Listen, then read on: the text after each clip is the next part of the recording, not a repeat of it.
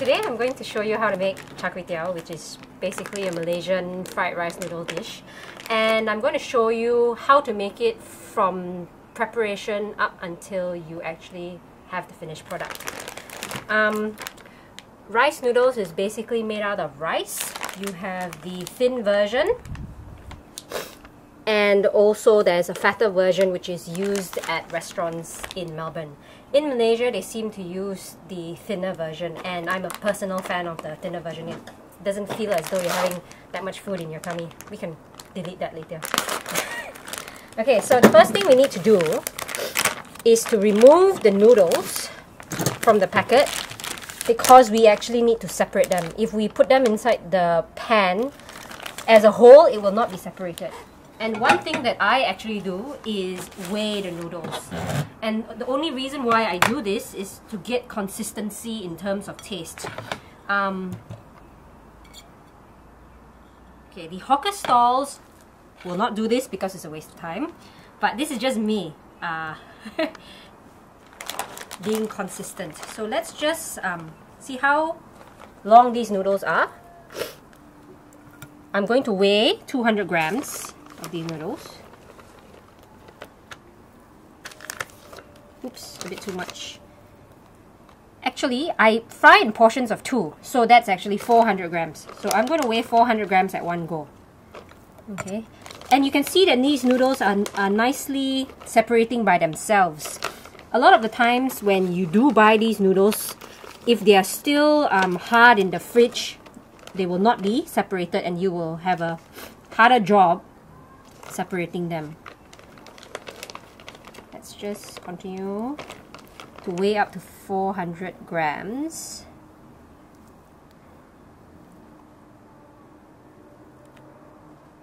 Just 415.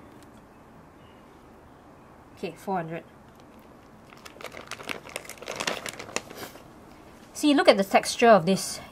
Basically, you want it to be separated completely. And this pretty much looks good. Okay. Can you see how thin the width of this kway teow actually is? Have a look.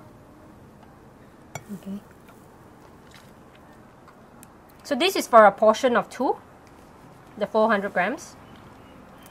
If you want to fry a single portion, then you just half all the ingredients. Okay, so that's kway teow ready for frying later on. Okay, so there are other ingredients that go into this dish. Let me remove the kway teow first. There are basically fish cake, prawns, Chinese sausage, which is like lap cheong. You can put in chicken, you can put in calamari, it's really up to you. So the next thing I'm going to do is to chop the chives into about 1 inch long. This is basically a condiment because kway teow is quite brown and it gives it a nice tinge of green. I'm just cutting off the bottom bits because generally they don't look very nice. Okay. And we'll just use these bits here. So about that much. And you just cut it. And we don't need to put a lot of chives into the dish, because then it'll be overpowering with chives and you don't really want that taste. Maybe just a sprinkling, which I will show you later. Okay, so I'm just cutting a small bunch because I'm about to fry for a party of 10. And we'll just keep this aside. Please note that this has already been washed. So, to get rid of all the mud that is at the bottom of the chives. Okay? So, it's best to get the chives on the day that you want to fry, because that's when it's the freshest. You can keep it for a couple of days in the fridge, but I find that a lot of the times that it would actually start wilting in the fridge itself. Okay, so that's the chives. All ready to go. Okay, another ingredient would be the fish cakes. This ingredient that I'm going to chop up is the fish cakes. This is actually Thai fish cakes, which, as you can see, has some spring onions and whatnot, and it's orange in color, which has got a bit of a spicy tinge. Normally, we would just use a normal fish cake, which is square, and then you just cut it into oblong pieces. I just use whatever I have in my fridge, and this also gives it a slightly different taste, which is quite nice. So I just chop them into quite long pieces. It's up to you really what you want to do.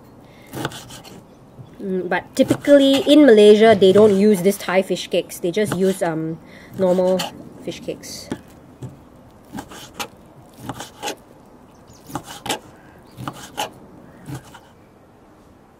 Okay, this next item that I am going to cut into small pieces is called lap cheong, which is basically a Chinese sausage. I'm not a big fan of this, so when I'm frying for myself, I don't put it in. But it is very popular in places like Malaysia and in Singapore. And yes, it comes as a standard in the dish. So I generally have to request no lap cheong whenever I want to order. So I'm just going to cut it into really small pieces. As you can see here, it's not very big. Okay. We don't need to put a lot of it inside the dish unless you want a super lap cheong fried kway teow. Okay. I don't even know what it's made of, but I know it's pork. Okay. Let's see how many people actually request lap cheong tonight. It's a special treat, because I don't even normally buy this. And it's quite expensive in Australia. You can get them at the Asian grocery shops. And I think they're about $35 a kilo. You don't really need a lot, so just a few grams would be fine. Okay. Okay, bean sprouts is a key ingredient in your fried kway teow as well. Generally, I would soak them in water for about at least 5 minutes beforehand. I know there are some pedantic people who would actually like to tear off all the tails because they find it really annoying and it doesn't look very good, but we don't have all the time in the world to be doing things like that. I know people who spend hours and hours trying to get rid of all this to make it look much better. Can you see all that that's coming out? So yeah, just soak it in for a while and then we would drain it, and this is one of the ingredients of the kway teow. Okay, here are all the ingredients for char kway teow. This is your canola oil, not that you can see it. Generally you would use vegetable oil or pork lard. Pork lard is more lethal, so that's what they say, but I don't agree with that. Anyway, chili paste. This is actually more than 100 years old, the recipe. It's based on my grandmother and my mom's recipe, but you can use any other chili paste in the Asian groceries. Okay, this is garlic, which is your minced garlic. I generally buy the garlic that has already been peeled and I put it inside a food processor and I blend it, as opposed to using a mortar and pestle and pounding it. Okay, these are all the main ingredients. You've got your prawns. This has already been cooked, but generally you should be using fresh prawns that has not been cooked. This was the lap cheong that I cut just now, the fish cake, and this was the chives that I used. Another ingredient is the eggs. So generally you put in 1 egg for every noodle that you cook. Sometimes, you know, if you really like eggs, you can put 2 eggs, and that's actually quite rich. And this is the bean sprouts that I said that, you know, before you use it, you need to soak it. And yes, this is pork rind or rind, however you want to pronounce it. This is actually bought. Generally, I would make this, and I can show you another video on how to make it. And this is like a magic ingredient that changes the flavor of your fried kway teow. And obviously, this is the kway teow for 2. So it's actually quite a lot of kway teow in here, 400 grams of kway teow. And I'm gonna start cooking now.